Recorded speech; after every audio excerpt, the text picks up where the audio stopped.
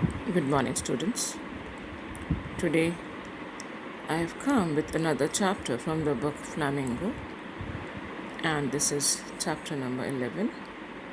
It is a poem by the title Keeping Quiet, written by the famous poet Pablo Neruda.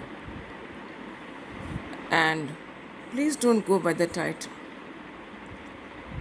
The title is Keeping Quiet, just as we all teachers tell you to keep quiet.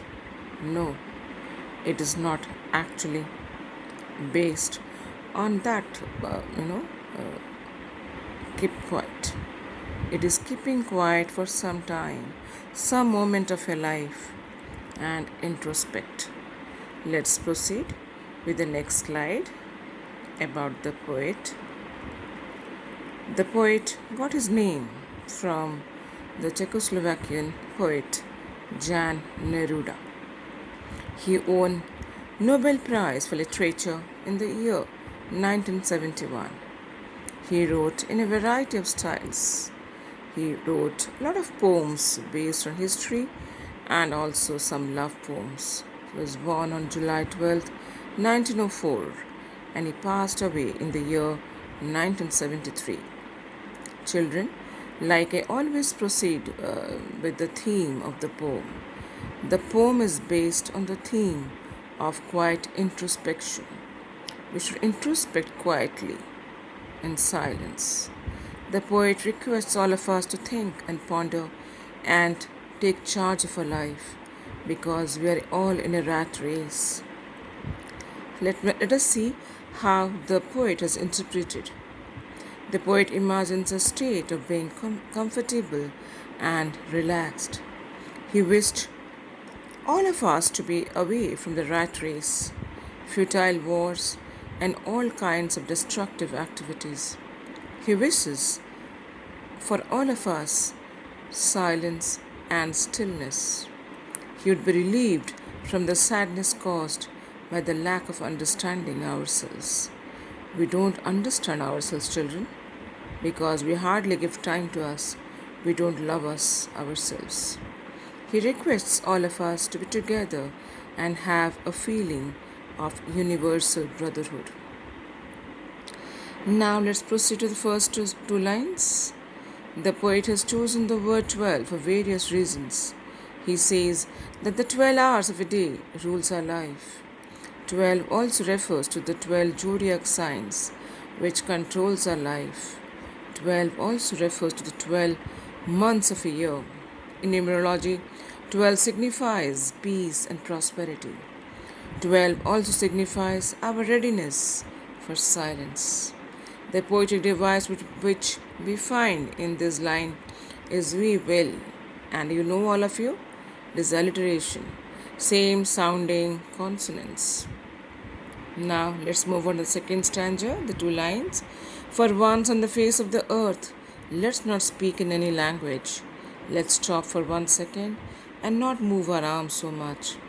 The poet requests all of us to break the barrier of language and unite with one thing, which is silence. Children, your silence also speaks 1,000 words. There should be no discrimination on the basis of caste, creed, and color. There should be only the language of humanity. We should spread the feeling of universal brotherhood. The poetic device in these lines are once on, and you must be knowing this alliteration.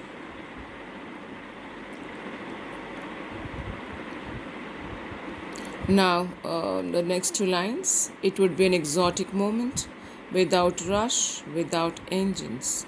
We would all be together in a sudden strangeness.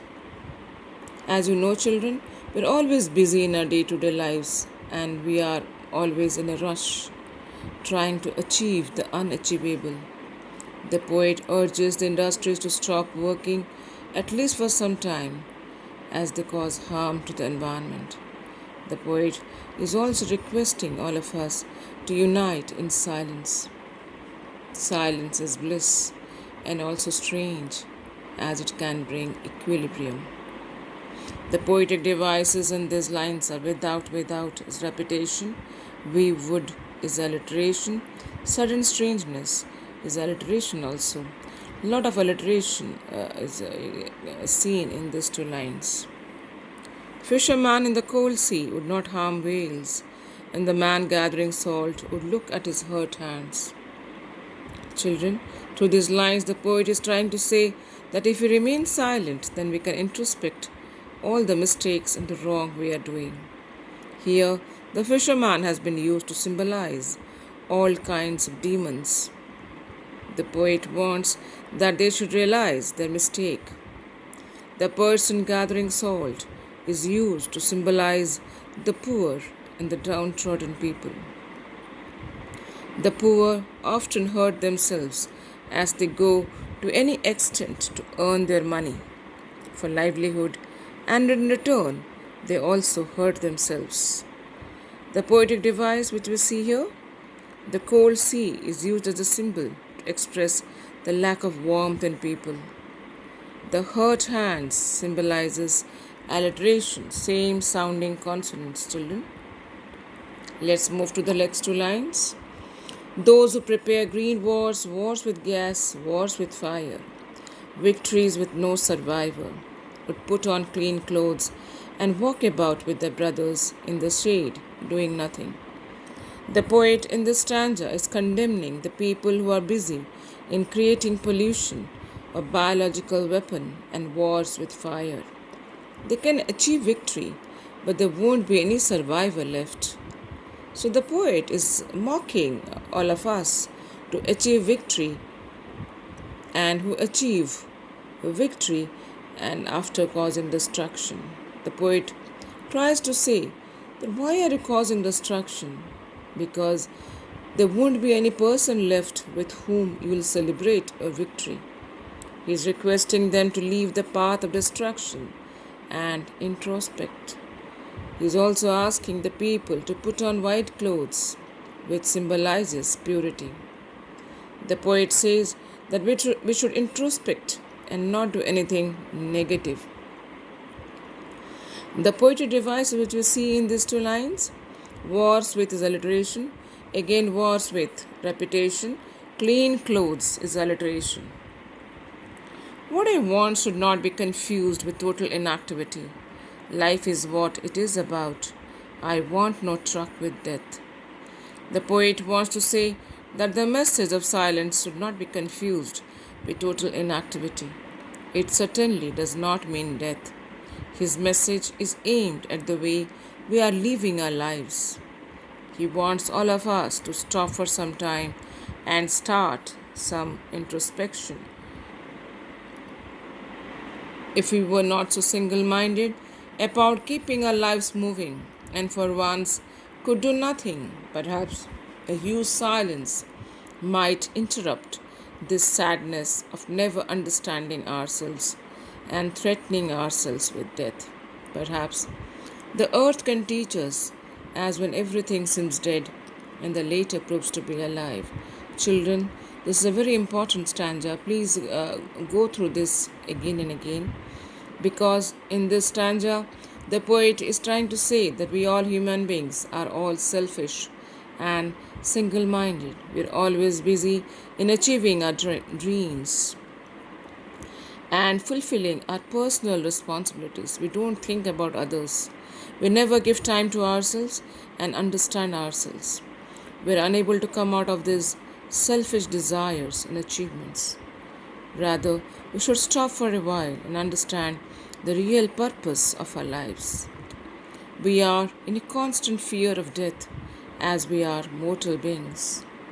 And we know that we have to leave this earth and try to fulfill all our dreams and goals in the shortest time possible. At that time, we don't know what are we losing, but the cycle of life goes on. Little knowing what are we doing, how are we utilizing our time. The poetic device that we see here is alliteration, we were.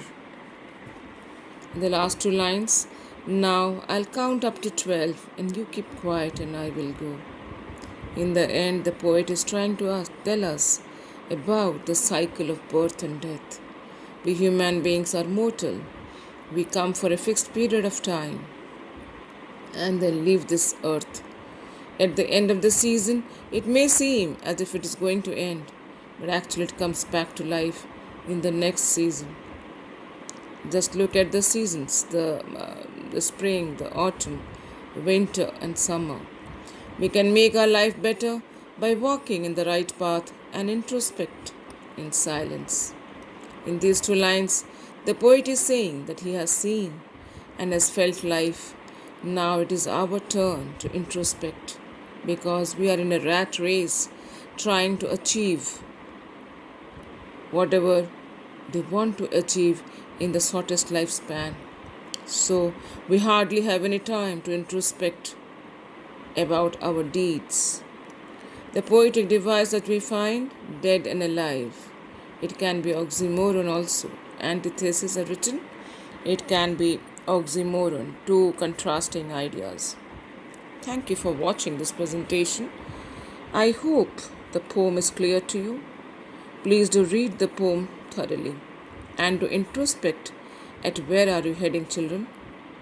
Please, this poem will be a great lesson learned for you, and you will find some time to introspect.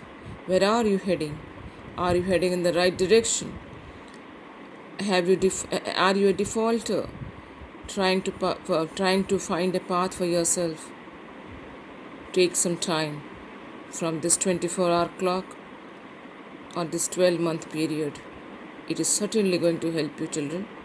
Please introspect. Thank you, children.